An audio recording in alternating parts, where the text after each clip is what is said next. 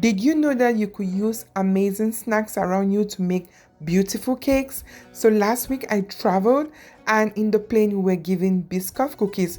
So I decided to do Biscoff cake this time around while using the cookies. So stay tuned and watch how I do this and learn something new. See ya!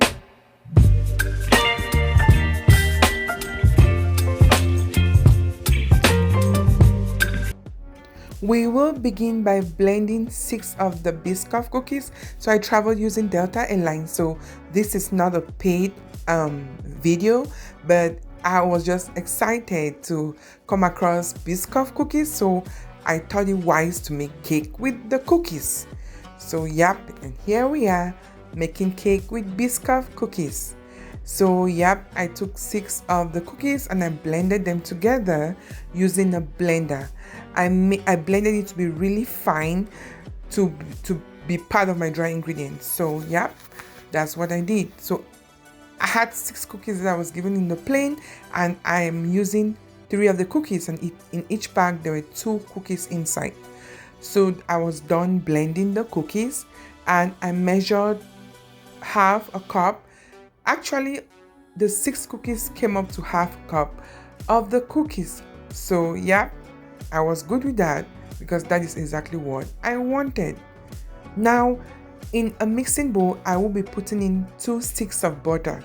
This is at room temperature. Yep, 2 sticks of butter. And then I will be adding 2/3 cup of brown sugar. You want to use brown sugar in this recipe because the caramelized taste of the brown sugar adds the flavor of the cake. So yeah, I will be mixing this for about 4 minutes. In the bowl that contained 2 1/4 cups of flour, I added 1/4 cup of cornstarch, 1 teaspoon baking soda, 1 teaspoon baking powder, 1 teaspoon salt,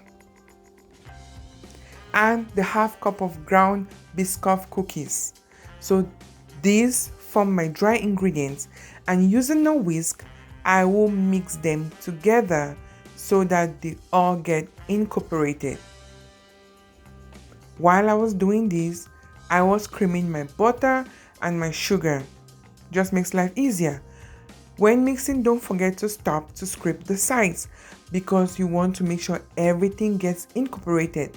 Most of the time, the mixture below the bowl hardly ever gets mixed well, so you have to scrape the sides, scrape the bottom of the bowl to make sure everything gets incorporated. So now I will be adding 1/4 cup of Biscoff Spread. This is sold in the market, in Walmart, or in any grocery store that you want. So this again helps to add the taste to my Biscoff cake.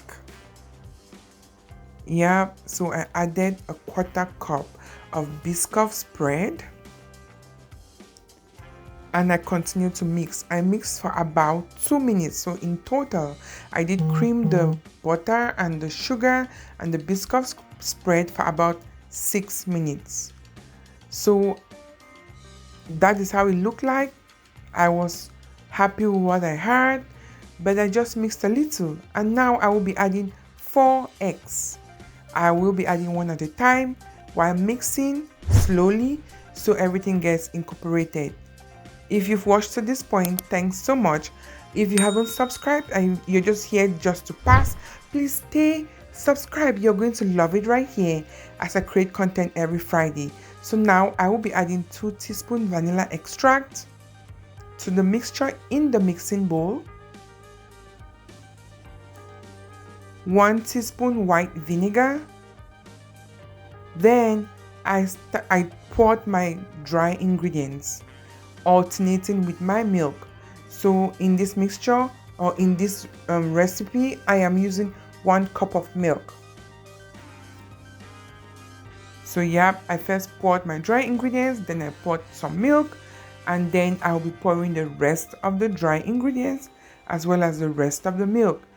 This is just done so that mixing is easier and everything gets incorporated, everything gets combined. No lumps, no surprises when you cut the cake. So yep, continue to watch as I do this.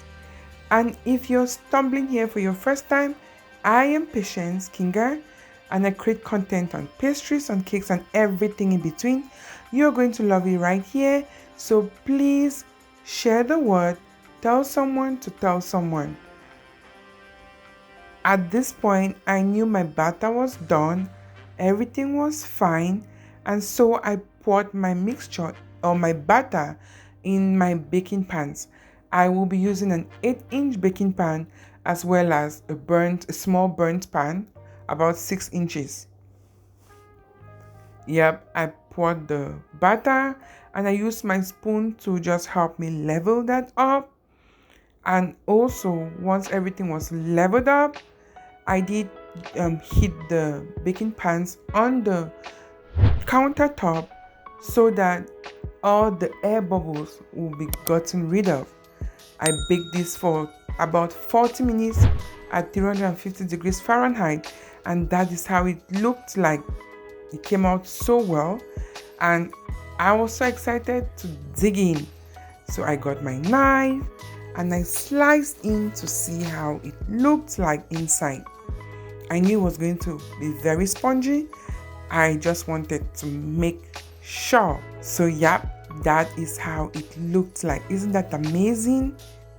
If you've watched to this point, thanks again, and don't forget to comment in the comment section if you've ever heard of something like this, and do well to subscribe if you haven't.